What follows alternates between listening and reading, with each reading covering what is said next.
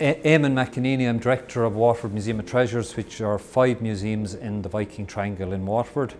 And the Viking Triangle is basically the piece of land where the Vikings came in 914 and made a settlement. The fact that the Vikings came here in 914 makes Waterford Ireland's oldest city.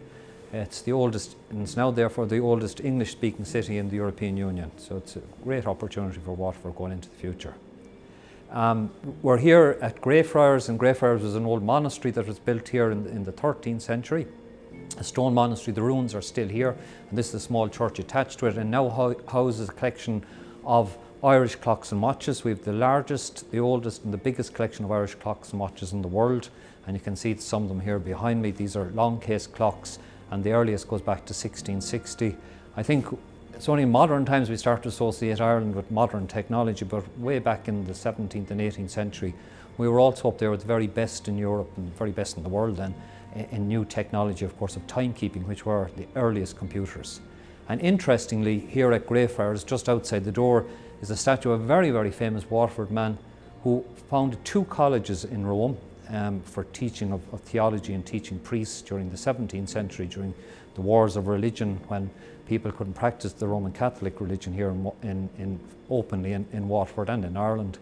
And Luke Wadding was appointed by the King of Spain, in fact, to be his ambassador basically to the Vatican.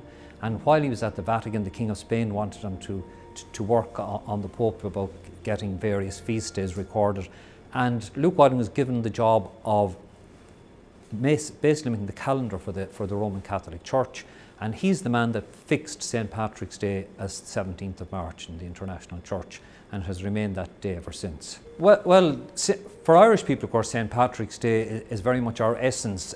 We're a Christian country. There are different Christian religions here, but we all respect St. Patrick as the man who brought the Christian faith to Ireland. And of course, you look around the countryside in Ireland, you see the ruins of the monasteries, the ruins of the round towers, about 38 round towers. All of those have got to do with the Christian religion. Our greatest works of art, the great Bibles and the great chalices and the Book of Kells, and all of those, of course, are all come from our religious faith, and some of our greatest tourist attractions now, like Skellig Michael, of course, is where the early hermit monks used to pray. So really, the identity of Ireland is very much, and the identity of Ireland in the very broadest sense is very much associated with Christianity in its broadest sense, and St. Patrick, of course, is the man associated with that, and bringing that to Ireland.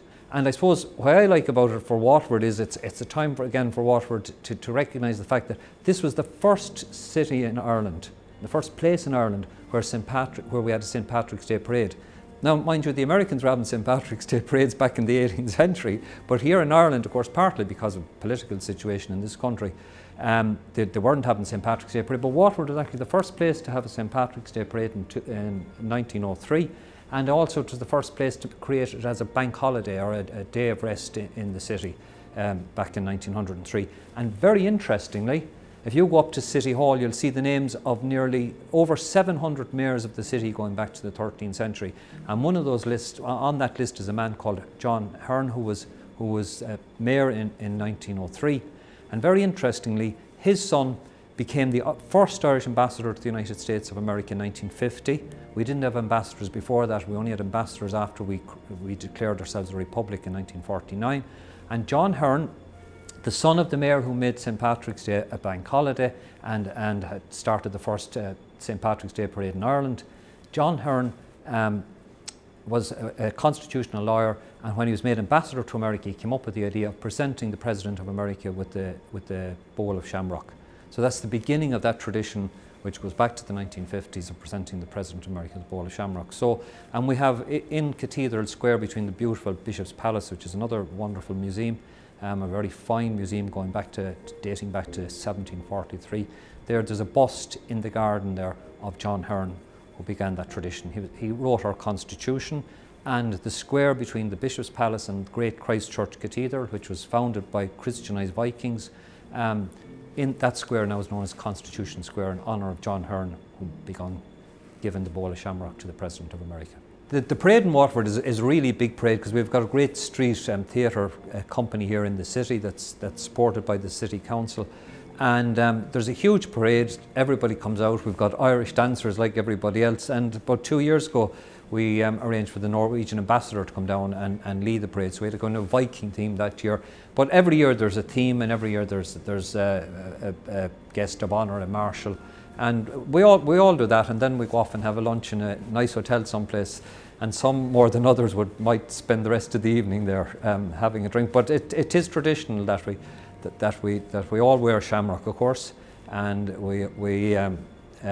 drink does become a big part of the day, a big part of the celebrations, and I suppose no harm once in a while just to relax and let that happen.